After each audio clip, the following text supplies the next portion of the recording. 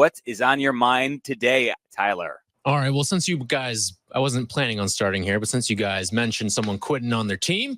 Whoa. Jim Harbaugh is no longer going to be the honorary captain for the Michigan Wolverines for week 1. He says he would rather be in LA. He wants to not provide too much of a distraction there, wants to be focused with the Chargers right now. Is Jim Harbaugh quitting on his team, or is he actually doing his team a service by not showing up to the opener against Michigan? That's your quarterback, Waddle. First of all, what I want to say is I don't think that he did this to be locked in with the Chargers. I think what did he say about, wants to be in the foxhole with his guys? I don't know, whatever it was, but I think that I think that this was something he did because I think Michigan's in a little, they want all of this to kind of go away a little bit. And if you bring Harbaugh back, it'd be like rubbing a cheese grater against the faces of all the people that are running the NCAA. So one last chance to celebrate the championship achievement. Yeah, I don't know. I mean, like if I applauded Jim for coming back to do it, but maybe. So you don't applaud him? No, I would wish he was still doing it because I think it'd be funny as hell. But I understand why he's decided not to do it because I think he just kind of wants this whole thing to go away for a while. That's just how I read it from a distance. I don't think he's quitting on his team, Tyler. What do you mean by quitting on his team? You mean Michigan? Yeah. No, I don't think that's the case. Turning his back on the maize and blue. Technically, he already did quit on his team because he left them right after winning a championship. But I don't. You know what though? If this was Boston College, go ahead and leave my school after winning a national championship. Jeff Hafley's the one that is now defensive coordinator for the Green Bay Packers. Unfortunately, as much as I like Jeff, they didn't win a national title before he left. Yeah, he ducked out because he said, you know what, this college football recruiting thing is hard. Well, I mean, and not just that. BC just doesn't. They don't play in the big arena. Like they don't run their sports programs the way that other schools do. And quite frankly, I love my alma mater, but they're in the ACC for one reason, because they can help provide the East Coast television market, the Northeast television market. It's not because they're a threat to anybody. So I thought you asked that question with a little bit of, a little sauce in your voice. In a leading manner? Yeah. Like, you know what? Hey, Harbaugh's not coming back. Punch some holes in the lifeboat for Sharon Moore on the way out. Yeah, talk about throwing a grenade on someone. That's exactly what Harbaugh did to Sharon Moore. Well, how is that? How is that Harbaugh's fault? Well, because he oversaw all the things that were done. But that's not tossing a hand one grenade of us in the wreckage, brother. Yeah. Sharon Moore's the head coach. He's the one that has to deal with this entire mess now. Wait, well, he could have decided he wasn't going to be the head coach. He took the job. He probably could have gone with Jim Harbaugh to be the Chargers defensive coordinator. That's right. He decided to stay there. I'm sorry. Yeah. Now we're blaming Sharon Moore. I'm not blaming him, but I'm not suggesting. I don't think, Charlie, that Jim Harbaugh is doing him anything wrong. Why you hate Jim Harbaugh, Charlie? I don't hate Jim Harbaugh. I just don't like the whole Michigan, the whole Michigan thing. Do you think that Jim Harbaugh did the right thing by deciding not to go back to Ann Arbor? I mean, no. Like I don't begrudge it. He's been trying to get out of there for a while. Like I don't really. No, I mean to be the honorary captain for the opening game of the season. I think it's more of an annoying Michigan thing than it is a Jim Harbaugh thing, for me at least. It's Michigan, like Tyler said this on Chicago's College Tailgate over the weekend. It's Michigan thumbing their nose. It's Michigan thumbing their nose at the NCAA while they're being investigated. I think more than likely they probably were like, oh, we may have flown a little close to the sun here. Maybe let's backtrack a little bit. Oh, please. Any big-time college program that could get away with what they can get away with will basically do it. You guys make it sound like Jim Harbaugh and the Michigan Wolverines are the only school in college sports that is doing something wrong. Dressing up a coach to send to the Central Michigan sidelines? Got it. That's wrong. Okay, they're going to get punished, but don't tell me other teams. You get off your soapbox, Chucky. Yeah. Listen. How about just don't get caught then? Be a little better in that department. The Blue Demons football program would never. Charlie, yeah, if your Beavers out in Oregon would have thought of it, you would have absolutely been happy. The problem is that the other teams are butthurt because they weren't the ones who actually were benefiting. Are you coaching? Are you coaching Duke in the college game, Charlie? No, I said Blue Demons, DePaul. Oh, Blue Demons, DePaul. Yeah. Okay. Did you build a undefeated DePaul football program team for yourself there, Charlie? No, I'm at Florida State right now. I'm going for the 3P. I'm a climber in it. Okay. You're a climber with Florida State? Well, yeah, I went Vandy, then Memphis, then Florida State. Okay, so you started in chasing the bag. You started in the SEC, a real. So is it safe to say, Tyler, riches. that you also you despise Michigan? No, well, that sounds like a yes. Is it as bad? Is your hate for them as bad as it is for Coach K? No. I don't hate Michigan. I don't hate Michigan. I don't hate Harbaugh. I hate K. So much so that during the Bear, I started to root against the restaurant because of the fact that Coach K's face and book and all that stuff was plastered all over it. Wow.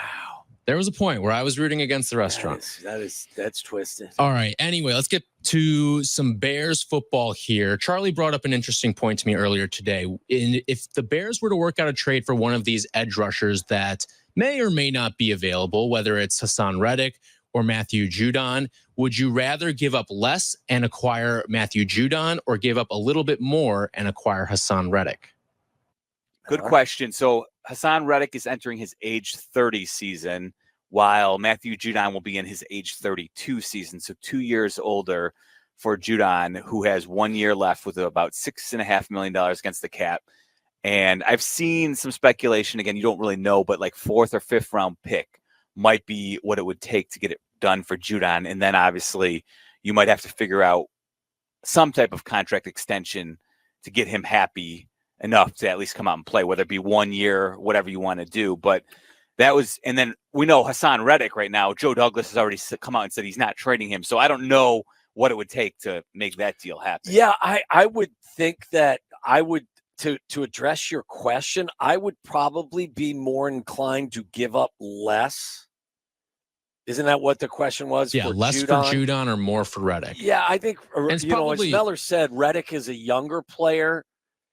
But it's 2 years. 32 versus 30. Yeah. It's not like substantial enough where like the price would have to be, I don't think it's going to be so significant. Like it doesn't sound like the Jets want to move Reddick. Yeah, you're probably talking about the difference of a round or maybe two. Well, and I don't think you'd have to give Judon as much money because he's older. So I think the cost, it's not just in the compensation you're giving him with regard to the trade, but it's also the salary. He's got $6.5 million left on his contract for this year. He's going to want to be like, you're not going to trade. Maybe you do. Maybe you trade for him and let him visit free agency. I don't know. It's basically what they've done with Keenan Allen, right? I think, but what would interest me, guys, is to bring a guy in because you look at this situation, you say to yourself, maybe we are a little bit further along than I thought. So we can make this trade. It's not going to kill our draft currency for next year. We have some cash. And you know what? In the meantime, we can allow Austin Booker to develop at a slower pace.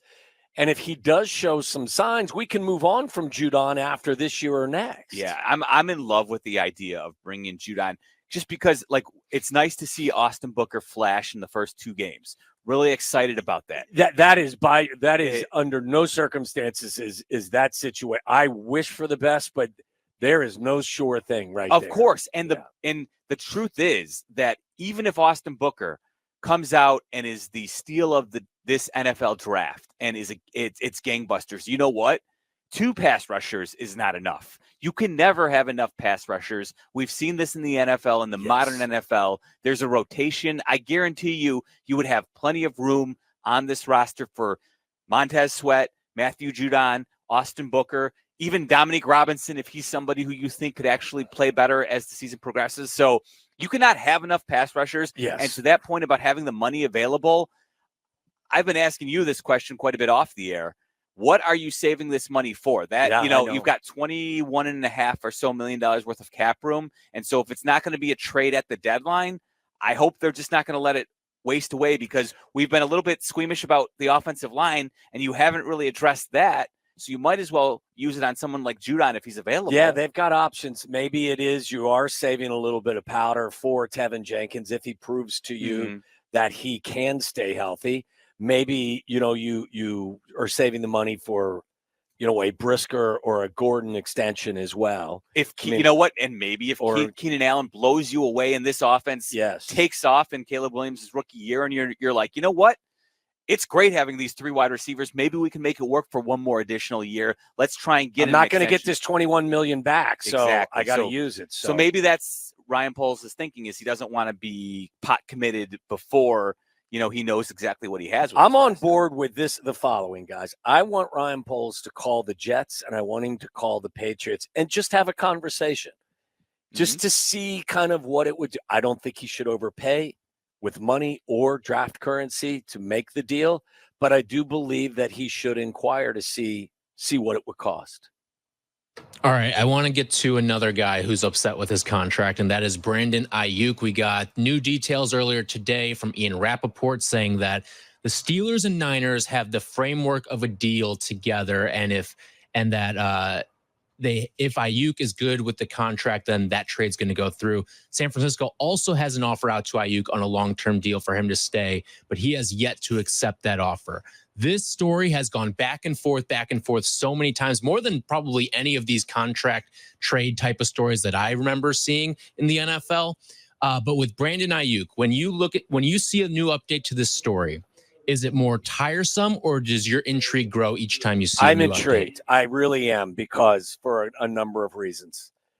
I think they want to keep him because they're win now. I think they also realize that eventually they can't pay everybody. They drafted the kid Pearsall, I believe, at the last pick or one of the last picks of the first round. Yep.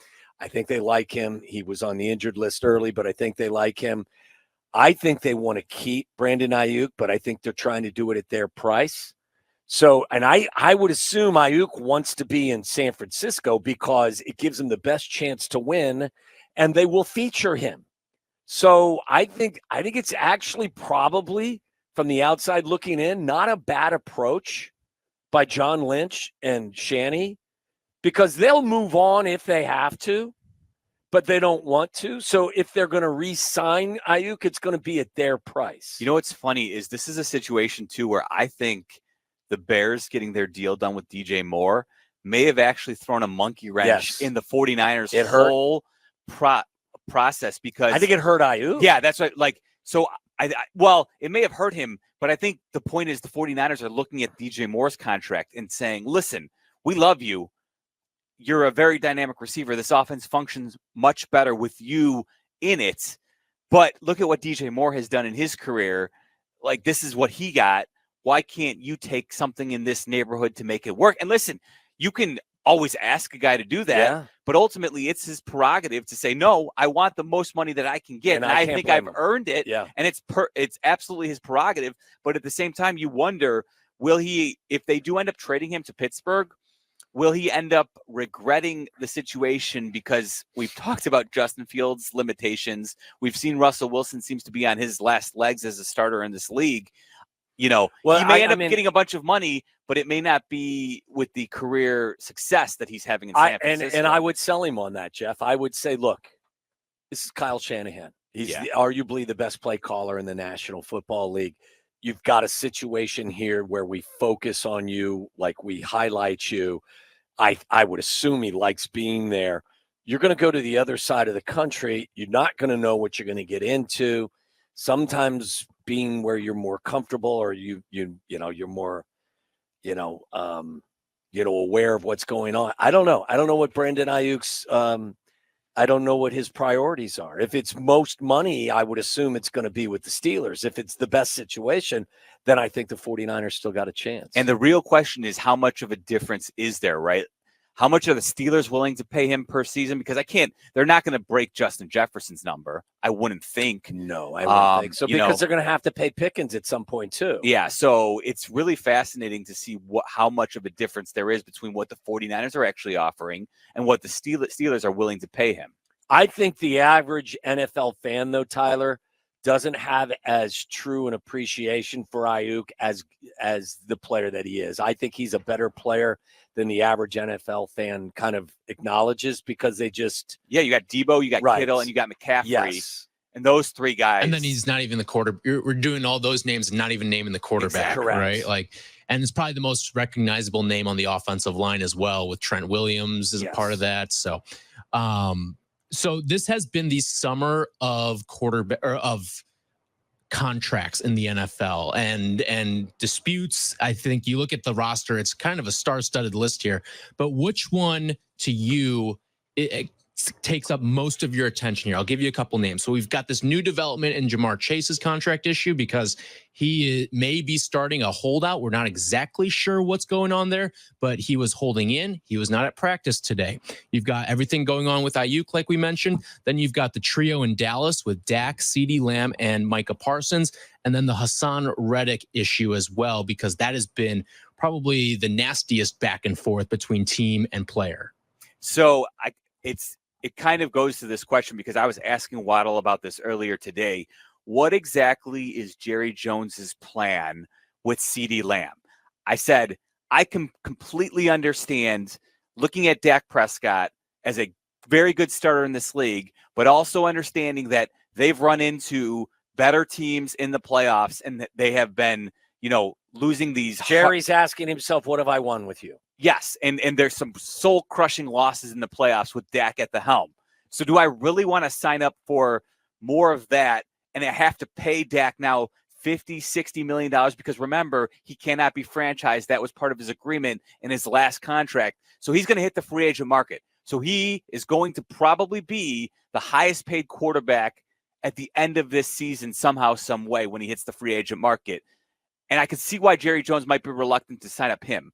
But if that's the case, you're going to have to develop a new quarterback, and you want CeeDee Lamb to be on your roster if that's the case. Yeah, and I think you want Micah Parsons on your roster as think well, so, because he's arguably a top 2 or 3 edge rusher as well. I think there's no question, Tyler, that what the Cowboys have on their plate is the most intriguing when it comes to this offseason. How it resolves itself, I have no idea. But I'm with you. I think at some point, though, that they will find a way to get Lamb and Parsons signed, and maybe they move on from. And they tell Dak, "Hey, this is what we have prove for it year, and if you're really worth it, go win the Super Bowl, and then we can talk." Yeah, and somebody will pay him. There's no. They question. will, yeah, because you always need a quarterback, and someone will have room cap wise, and will need a quarterback next season. But you may start over if you don't get to the top of the mountain next year in Dallas. You may start over with a new quarterback and a new head coach, but you will have a top 3 receiver and a top 3 pass rusher in the mix at that point, which is a pretty good spot to be at if you have to start from scratch, developing right? somebody else. So, all right, good stuff. There you go. A lot of hardcore football talk inside of Aki's A-List. We gave you a little bit of Sox preview as well. Sox and Yankees coming up tonight. Can Grady Sizemore's boys make it 2 in a row, huh? And grab that 30th victory on the season. We shall see. You know what? We're going to be right back here tomorrow as well. Here's hoping that the Bears put some pads on and actually have themselves an aggressive practice prior to the Bengals coming to town. We will see what they do tomorrow, and we will bring it to you live from Hallis Hall, broadcasting tomorrow and Thursday from Hallis Hall on Waddle and Silvy. All right, that's going to do it for us, but thank you to Robert Mays. Thank you to Jeff Joniak, and thank you to Michael Wilbon for hopping on the Waddle and Silvy Tyler program. and Charlie back at the shop. Of course, could not do the show without them. They make it go.